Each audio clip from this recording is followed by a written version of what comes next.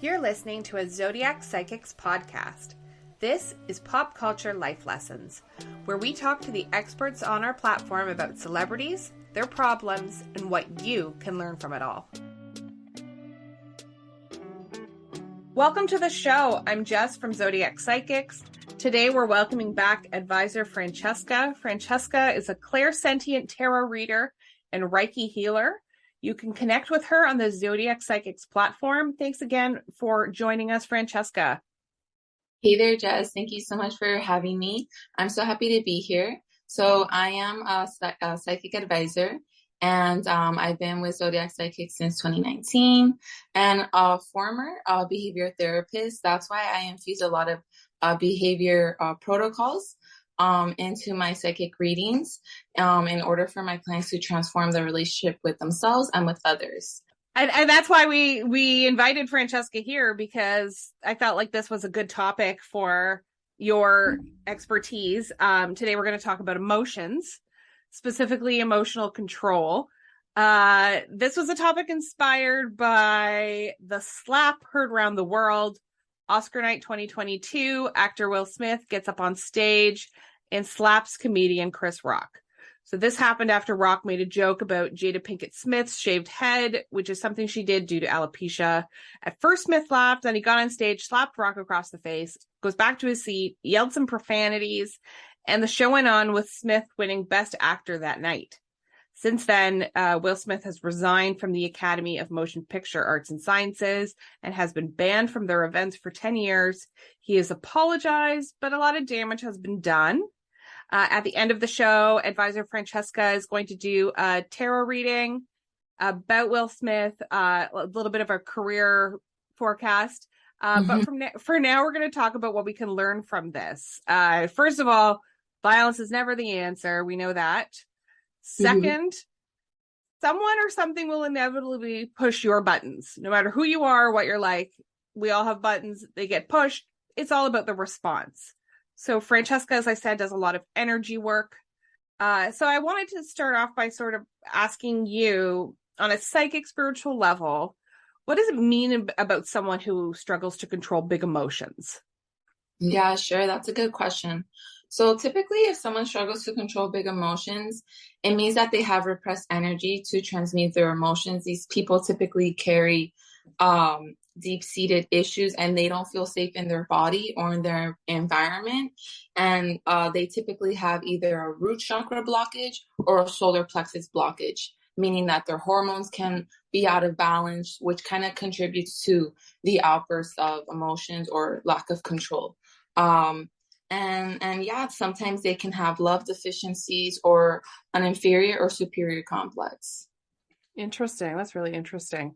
Now, I mean, it's not easy in stressful situations, but what is your advice for, managing emotions in stress?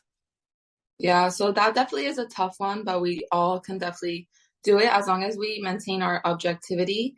But the main two key components to managing your emotions would be like mindfulness and self-control. The mindfulness is basically just going to help you be aware of what you're experiencing, so the uncomfortable emotions and the situation. And the self-control is just really going to be the behavior regulation to stop the stress from controlling your actions.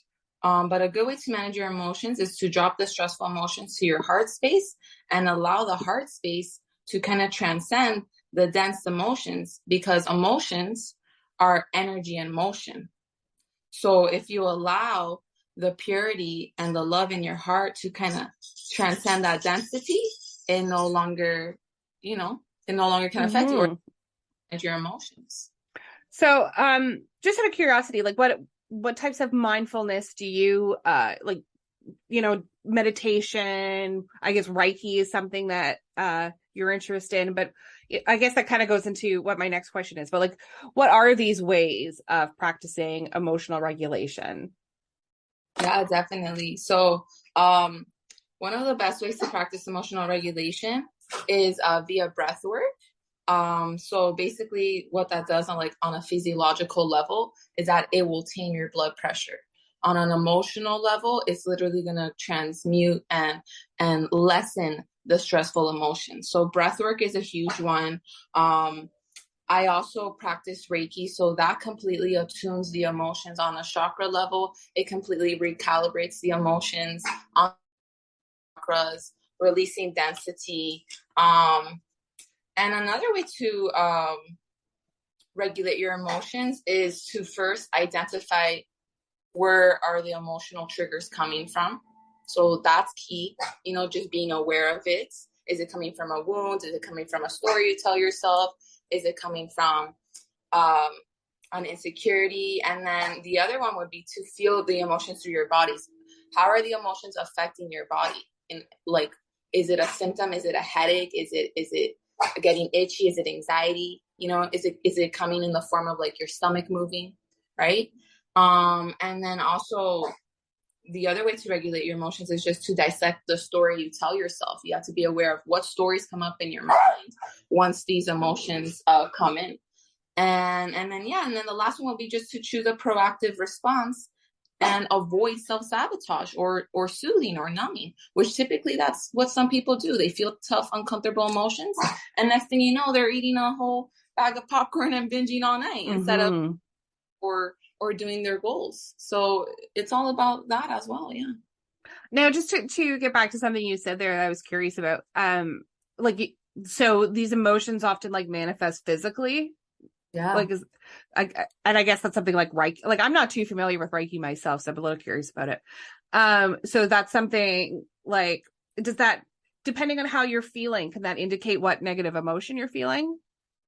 Like if it's a stomach ache versus like, trouble breathing or something else.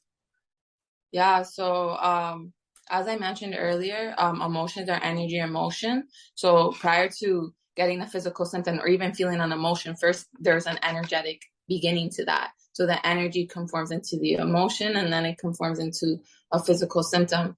But yeah, so let's say there's there's a tough emotion. Let's say it's in the stomach area. That means your sacral chakra is affected, and that may be stemming from lack of emotional control or suppressed trauma. And then it can come in the form of you getting diarrhea or like a stomach ache, will develop pox or bowel syndromes. So if you don't take care of those emotions, they can develop into disease. Yeah. And is that's something that Reiki can help with? Yeah, so the Reiki can completely transmute that, and sometimes it requires multiple lessons. But I also always suggest to follow like a certain protocol on top of the Reiki, which I do. Interesting. So you provide that. Cool. That is very, very neat. Now, one thing I read is like, we talk about emotional control, but also that it is healthy to express your emotions. So what should people do that want to express their emotions in healthy ways?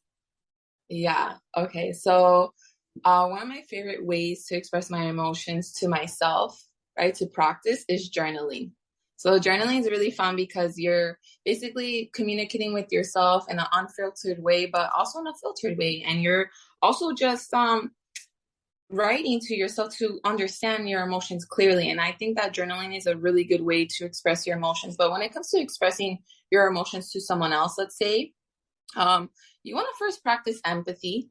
Okay. You always want to speak in an empathetic way. Put yourself in the other person's shoes and speak to them the way that you would be speaking to yourself or to your best friend, and infuse your expression with mindfulness, authenticity, of course, but also you want to utilize a proper form of communication with a gentle tone, eye contact, and simple phrases. You never want to express yourself in the form of scolding someone, like you do this, you hurt me.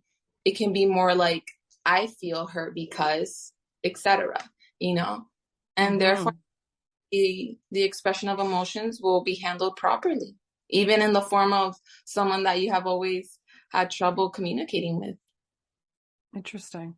Now, for people, we all try to practice these things and try to practice emotional control, but it's not always easy for people. So if someone does something in emotion and they're not proud of it, whether it's yelling at somebody or saying something they shouldn't have said, or, doing something embarrassing, one way or another. What's your advice for what people should do next after losing control? Yeah, that's definitely a tough one. But there's definitely a few things you can do. First, you want to definitely not wallow in that shame.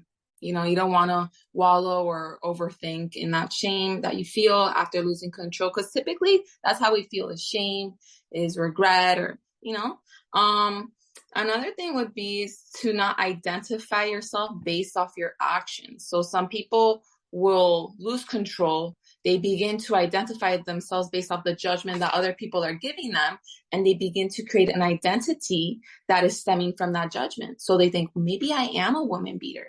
Maybe I am an abusive person. And then next thing you know, they come across another explosive episode and they perform the same behavior.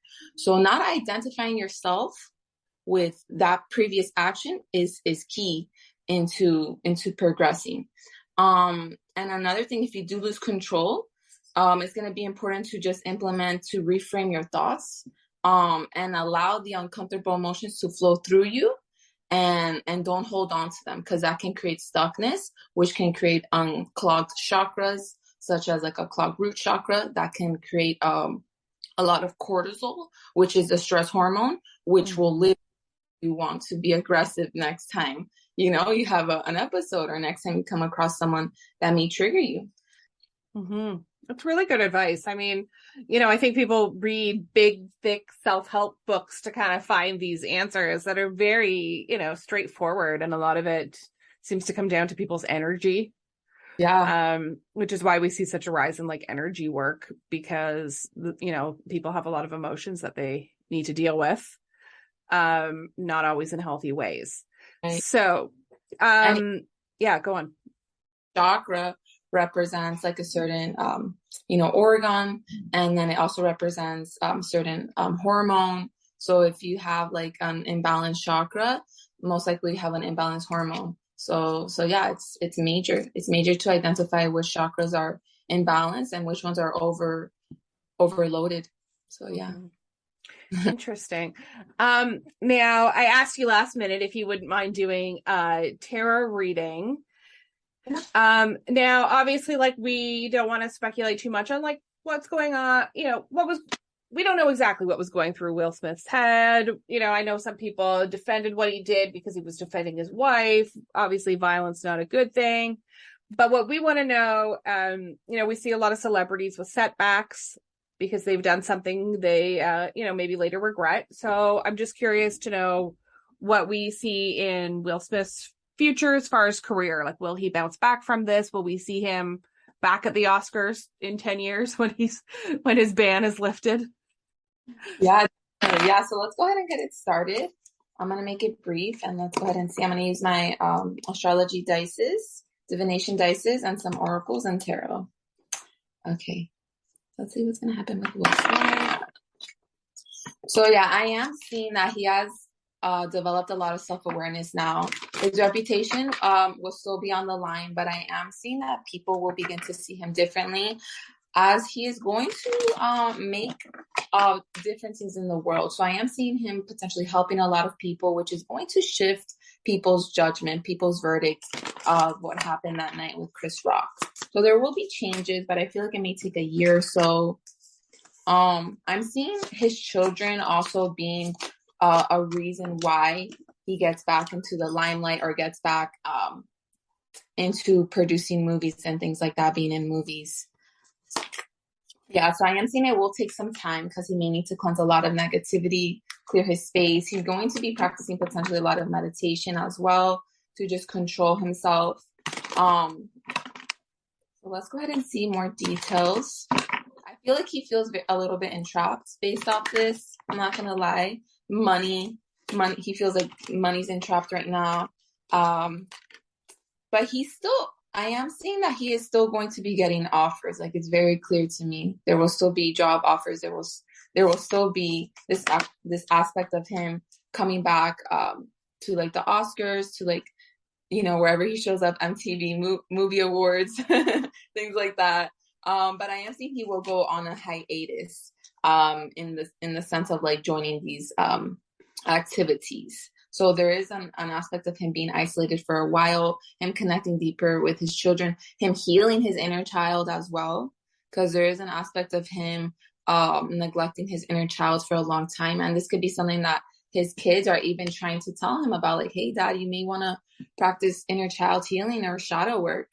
And, before he kind of would turn his back when it came to this information, but now he's realizing, hey, I need to self-discover myself again. And he's doing that. So he's actually in a good space right now. And moving forward, he will be attending, celebrity venues and things like that. But he will take some time. So I say maybe like 8 months, we should see him back on screen. Interesting. Very interesting. And I mean, it's good advice for anyone that's, been through something like him or can relate in any way. I mean, obviously no one's gone up on stage at the Oscars and done something like that, probably of our listeners, but most of, we all lose control sometimes, or we all let our emotions get the better of us. And it's good advice that should take some time off and away from whatever's stressing you, to work on your energy, to, try and get that balance, shadow work, whatever it takes, right? Yeah, absolutely. And he's connecting deeper with himself.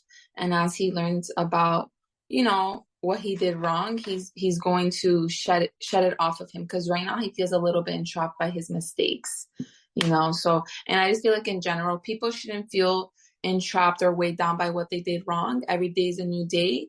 And every day you wake up is an opportunity to prove to yourself and others that you're capable of changing. And yeah. That's great advice. That is great advice. Thank you, Francesca. As always, it's great to have you. Now, remember, you can find Francesca on Zodiac Psychics. Just search for the name Advisor Francesca, and she can help you with any of your energy issues, chakras, Reiki, tarot reading, all that stuff, right? That's right. Yeah. Yeah. Definitely go ahead and find me. I will do a Reiki healing, negative blockage removal, or an awesome life-altering reading. You won't regret. Cool.